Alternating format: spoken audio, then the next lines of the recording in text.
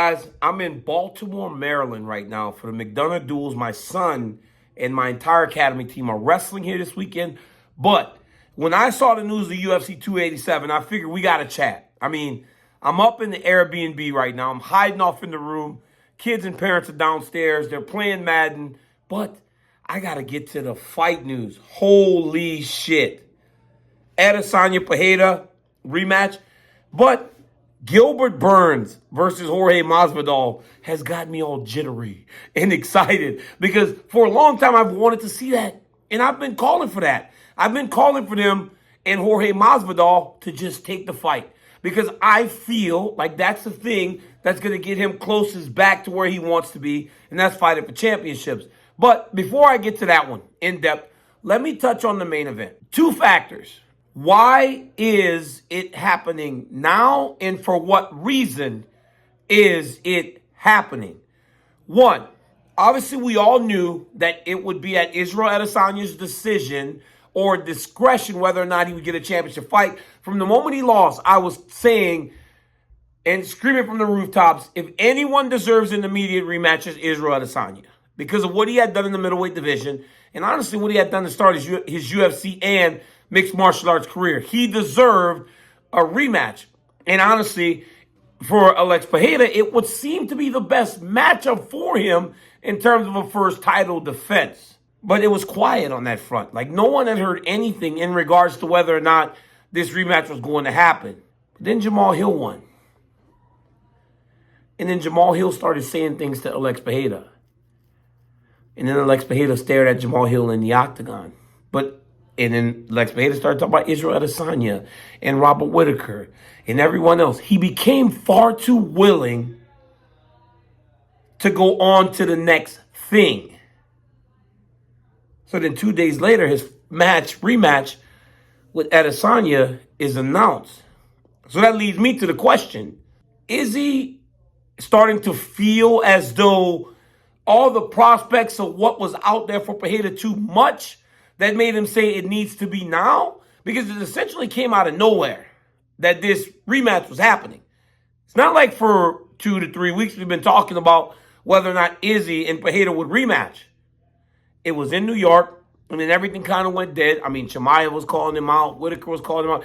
Everybody was calling him out, and there was no movement. But then the moment Jamal becomes the champ, it seems like that would be a matchup that Pereira would be glad to accept. Pereira starts talking about, hey, if Izzy doesn't want it, I'll fight Robert Whittaker. Bam. 2 days later, here's the rematch. Is that why this fight's happening now? Obviously, the UFC needs a big fight. We got Volk and Islam in February. We got Jones and we got Leon Edwards in March. Needed a big fight in April. So it obviously makes sense in terms of the calendar. But the timing of the fight to me is very surprising, or it's very telling. It tells me that Alex was ready and he was going to fight the former champion, or he was willing to move on to the next thing. Does that serve him or does that serve Adesanya? If I'm being honest with you, for me with Adesanya, I would have liked Adesanya to be calling, say, hey, I'm ready right now. Because again, it's only going to be 6 months since the last fight. Did Izzy need a little more time away from him in order to come back and fight him again? Is the ego of the fight why now?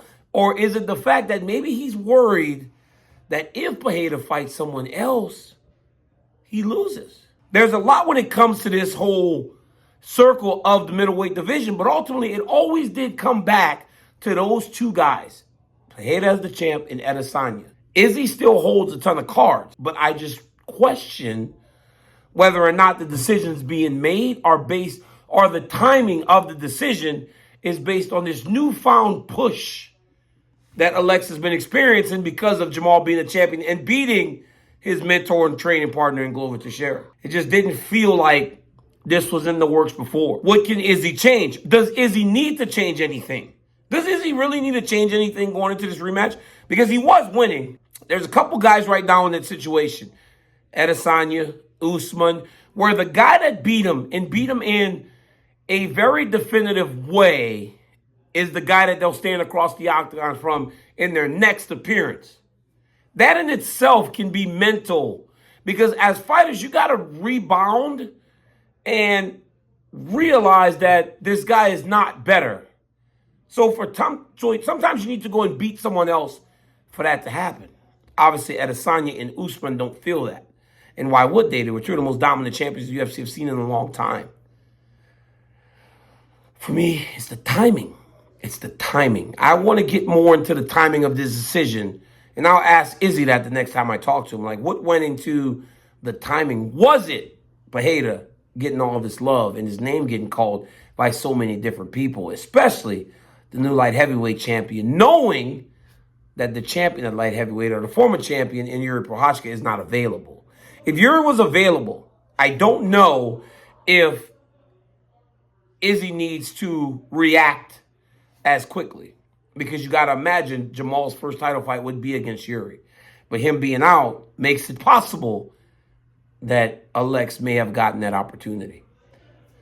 Masvidal versus Burns. I love that fight, guys. I've loved that fight from the moment those guys started chirping each other's name. And I felt on that night when Gilbert Burns beat Neil Magny in the way that he did, they would go back to Masvidal, because I'm telling you, it was supposed to be Masvidal Burns in Brazil. And I'm telling you this from Gilbert Burns' mouth and from people inside the organization. It was hard for Masvidal to get or take this fight, when in reality, I've long said it's the best fight for him to get back to where he's trying to go in the short term. Because you beat Gilbert Burns and you're Jorge Masvidal with his star power, then you're right back in the mix. But you can't lose if you're Jorge. You got to win. You have got to get this one. Because for as bad as the decision losses to Kamaru Usman the first one, the knockout the second one, then the decision loss to Colby Covington, you lose to Gilbert Burns, now you've lost to 3 of the top 4 or 5 fighters in the world. I don't know if you come back from that at an advanced stage in fighting. Will his star power be hurt? I don't think so. I mean, people seem to love Jorge Masvidal. But this is a must-win situation for Gamebred. He's got to get it done. And if he does, he goes on a short list, especially with the timing of that fight, being a month after Usman and Leon Edwards' rematch. If Leon Edwards wins and then Gamebred wins, they will fight for the championship. Bilal Muhammad may hate this as a guy that's won so many fights in a row. But if Leon wins and Masvidal wins, that is going to be the championship fight, because there's so much history between the two that you cannot help but fall victim to that desire to see it pay off, like wrestling, right? In wrestling, it's the story, it's the build, it's the payoff. We never got the payoff of Masvidal versus Leon Edwards. How much bigger would this fight be if the payoff is for the welterweight championship of the world, which it can be? UFC 287 is an absolute monster. And guess who's going to be next to the octagon calling it? Your boy! Tag me in. It's going to be fun. I hope it's in Vegas. I don't know. Vegas is March, so I don't know if they're going back to Vegas. But or, hey, what about Miami? Why not make it in Miami? Gilbert Burns versus Masvidal in Miami, and then the rematch in Miami? Hey, the big city will come out to watch those two dudes fight, because New York City showed up for Pereira versus Adesanya. Miami would show up for Adesanya versus Pereira. Man, UFC 287, let's go. Big news coming out of Las Vegas today. Till next time, guys, like, subscribe, tell your friend to tell your friend that DC has a YouTube channel. And wish my boys good luck tomorrow. Peace.